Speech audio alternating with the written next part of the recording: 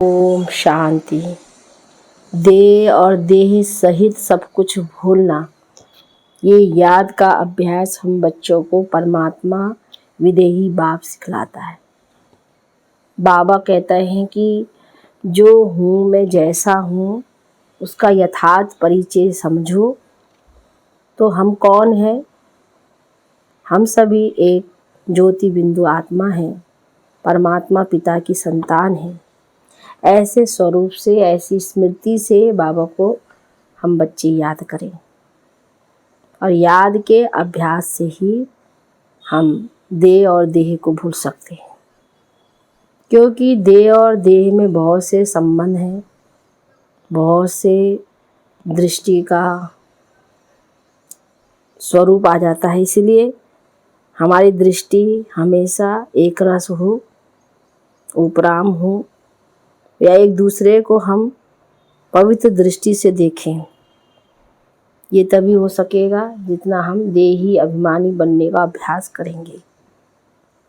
देही अभिमानी बनने से ही 5 विकारों का दान हम कर सकते हैं। 5 विकारों को हम बाबा को समर्पित कर सकते हैं, और जितना जितना बाबा के श्रीमत को हम पालन करते जाते हैं तो शक्तिशाली बनते जाते हैं, ताकत आती जाती है।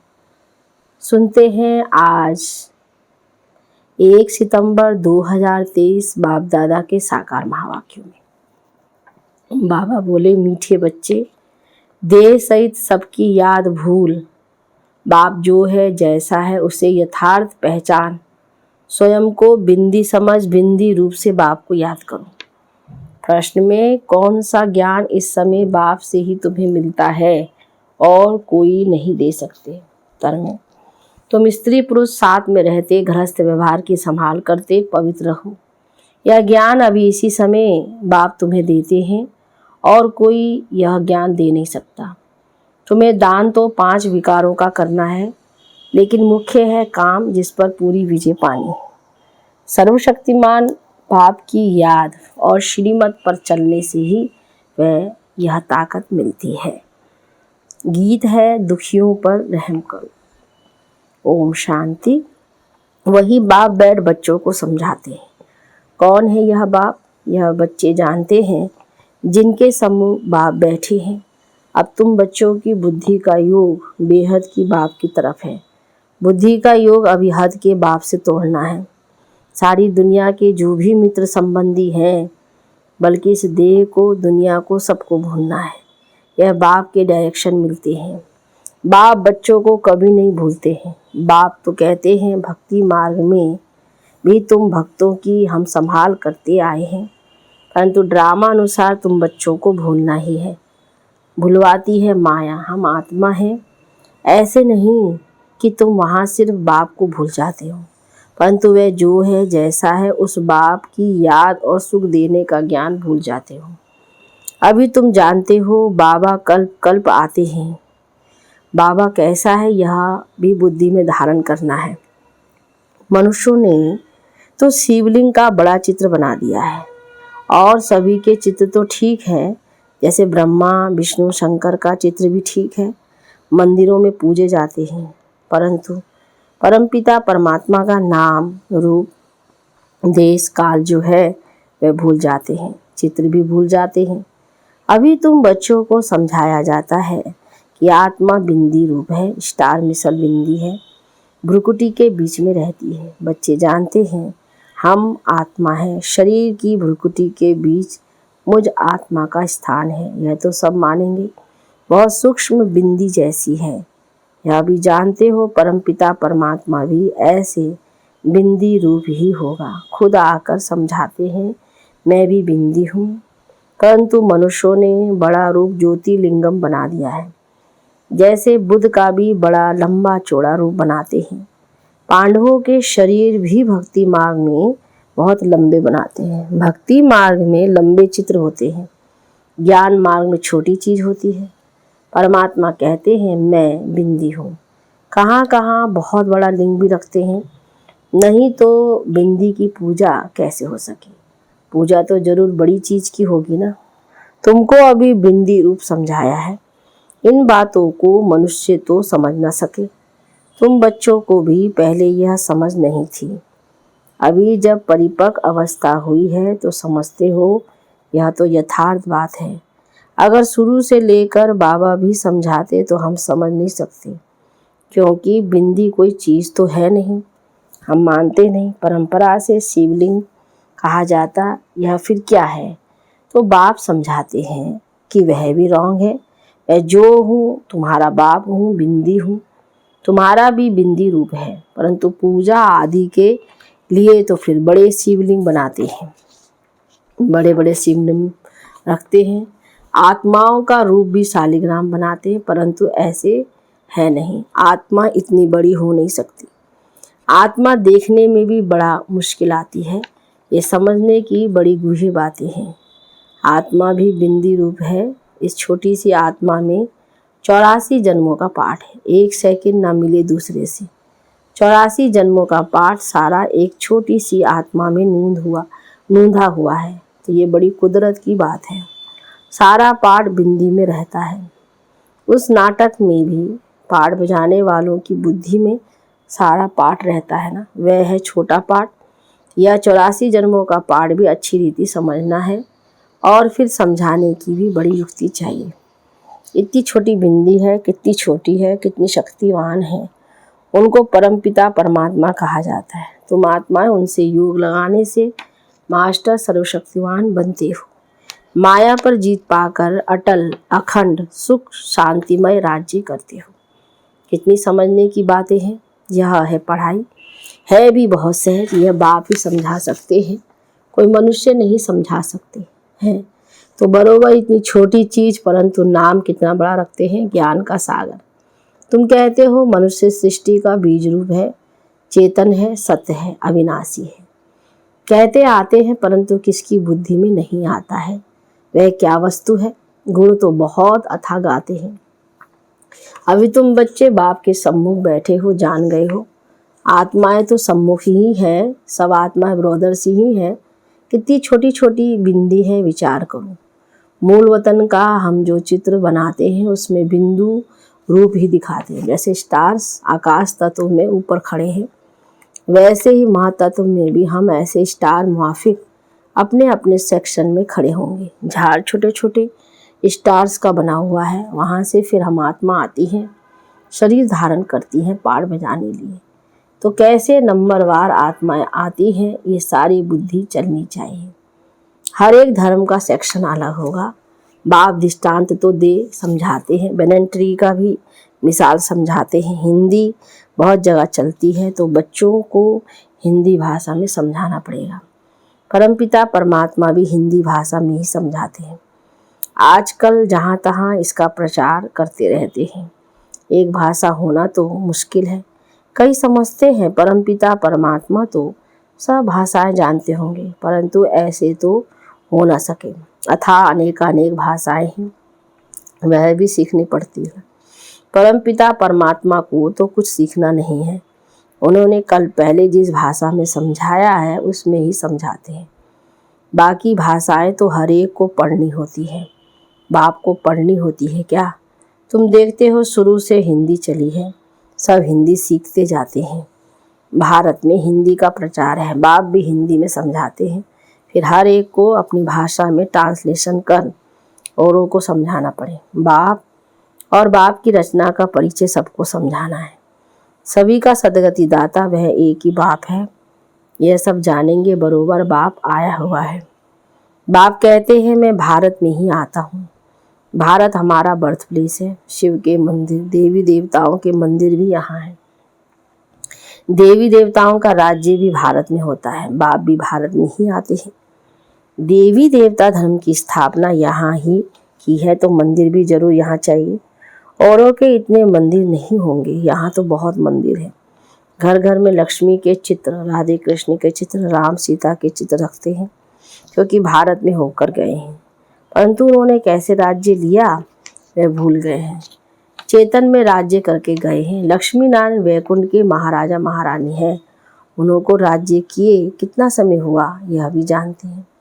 मुख से कहते भी हैं क्राइस्ट से 3000 वर्ष पहले देवी देवताओं का राज्य था। तो क्राइस्ट को 2000 वर्ष हुआ ना, तो जो ऐसे कहते हैं उन्हें उसी बात पर समझाना चाहिए। कहते हैं क्राइस्ट से 3000 वर्ष पहले देवी देवताओं का राज्य था, अर्थात स्वर्ग था। ऐसे नहीं कि क्राइस्ट भी उस स्वर्ग में था। पूछेंगे क्रिश्चियन लोग तब कहाँ थे, यानी उन्होंने आत्माएं कहाँ थी? इस्लामी, बौद्धिक, क्रिश्चियन आदि की आत्माएं सब कहाँ थी? यह समझाना तो बड़ा सहज है। वह सब निर्माण धाम व निराकारी दुनिया में थी। निराकारी दुनिया भी है, दुनिया में जरूर बहुत रहने वाले होते हैं। सभी आत्माओं का निवास स्थान महातत्व रूपी निराकारी दुनिया में है। तुम बच्चों की बुद्धि में अभी यह है कि इस समय सब देवी देवताओं की आत्माएं हाजिर हैं। तब बाप आए हैं, फिर से देवी देवता धर्म की स्थापना करते हैं। समझो कोई धर्म आता है, पहले तो बहुत छोटा होता है, छोटी छोटी शाखाएं निकल जब पूरी होती है तब ये तुम्हारा फाउंडेशन भी पूरा होता है। बीज और झाड़ का राज समझाना तो बहुत सहज है। मनुष्य सृष्टि का झाड़ बहुत धर्मों का है।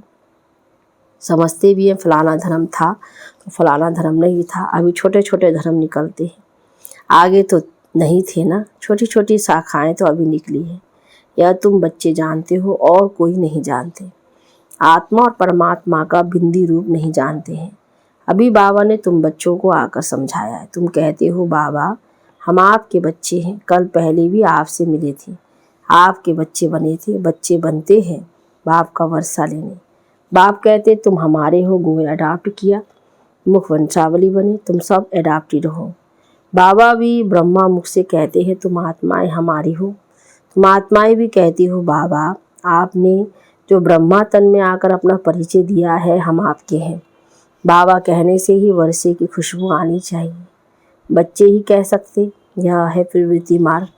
सन्यासियों के शिष्य बनते हैं, वह बाप बच्चे नहीं बनते। वर्षा बाप से जायदाद का मिलता है, वह तो कहेंगे हमने गुरु किया है, गुरु से तो जायदाद का वर्षा नहीं मिलेगा। वह तो जायदाद को छोड़ जंगल में चले जाते हैं, वह जायदाद दे ना सके तो वह है ही निवृत्ति मार्ग वाले। बाप तो जायदाद देते हैं, उनसे कुछ नहीं मिलता। जंगल में जाएंगे तो सन्यासी कहलाएंगे। तुम तो सन्यासी कहलाते हो, वह है हठयोगी सन्यासी, तुम राजयोगी सन्यासी हो। तो सन्यासी अर्थात ही 5 विकारों का त्याग करने वाले। सो तो तुम त्याग करते हो और फिर पवित्र दुनिया में चले जाते हो। वे त्याग करते हैं परंतु पवित्र दुनिया में नहीं जाते, पतित दुनिया में ही रहते हैं। तो बाप समझाते हैं आत्मा कितनी छोटी है, इतनी छोटी वस्तु में कितनी ताकत है, अविनाशी भी है। वह बाप इस शरीर द्वारा समझाते हैं, तुम्हारी आत्मा समझती है। बाप कहते मैं आता ही तब हूँ जब कलयुग का अंत है, तमो प्रधान पतित हो जाते हैं। मुझे याद भी तब करेंगे जब संगम होगा, तभी हम आएंगे, तभी विनाश के चिन्ह भी देखने में आएंगे। सो तो बरोबर देखते हो, अभी तुमको समझ मिलती है, वह फिर औरों को देनी है। अभी कलयुग का अंत जरूर है, यादव कौरव पांडव भी है, महाभारी लड़ाई भी है बरोबर। उस समय राजयोग भी सीखते थे, पांडवों ने विजय पाई, यादव कौरव विनाश हुए। स्वर्ग में तो एक ही धर्म होता है, अनेक धर्म खलास हो जाते हैं। तो ये बाप बैठ समझाते हैं। बच्चे जानते हैं बाबा की इस राजयोग की शिक्षा से हम बरोबर सो देवी देवता पद पाते हैं, इससे ऊंचा पद कुछ नहीं। तुम पुरुषार्थ करते हो, हम नर से नारायण ही बनेंगे, बाप का वारिस जरूर बनेंगे, तख्त नसीम बनेंगे। फिर जितना जो पुरुषार्थ करेंगे उतना पद पाएंगे। पुरुषार्थी छिपे नहीं रहते, वह बड़े मस्त होते हैं।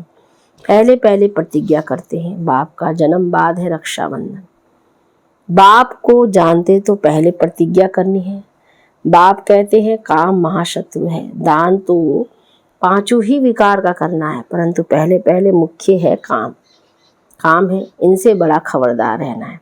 भले स्त्री भी साथ हो, गृहस्थ व्यवहार में रहते, पवित्र रहना मेहनत का काम है। सर्वशक्तिमान बाप को याद करने और उनकी श्रीमत पर चलने से ताकत मिलती है। बाप का फरमान है साथ में रहते, इकट्ठे रहते, पवित्र रहना है। आगे तो स्त्री पुरुष इकट्ठे रहने से आग लगती थी। बाप कहते इकट्ठे रहो परंतु आग न लगे। अच्छा, मीठे मीठे सिकिले दे बच्चों प्रति माता पिता बाप दादा का याद प्यार और गुड मॉर्निंग। रूहानी बाप की रूहानी बच्चों को नमस्ते, रूहानी बच्चों की रूहानी बाप दादा को गुड मॉर्निंग, नमस्ते बाबा, नमस्ते। धारणा के लिए मुख्य सार में पहली पॉइंट, दिल से बाप को याद कर जायदाद की खुशी में रहना है, पूरा पावन जरूर बनना है।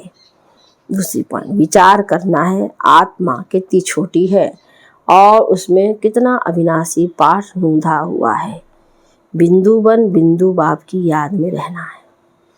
वरदान में स्वेच्छा और दृढ़ संकल्प से एक देकर पदम देने वाले चतुर सुजान भव।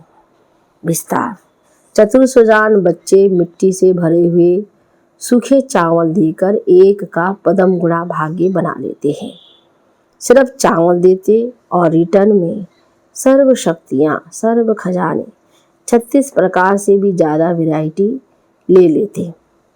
परंतु कई बच्चे वह भी देने के समय सुदामा की मिसल कच्छ यानी बगल में छिपा कर रखते हैं। बाप खींच कर ले सकते हैं, लेकिन खींच कर लिया तो उसका रिटर्न इतना नहीं मिलेगा। इसलिए स्व इच्छा और दृढ़ संकल्प से एक देकर पदम लेना, यही चतुराई है।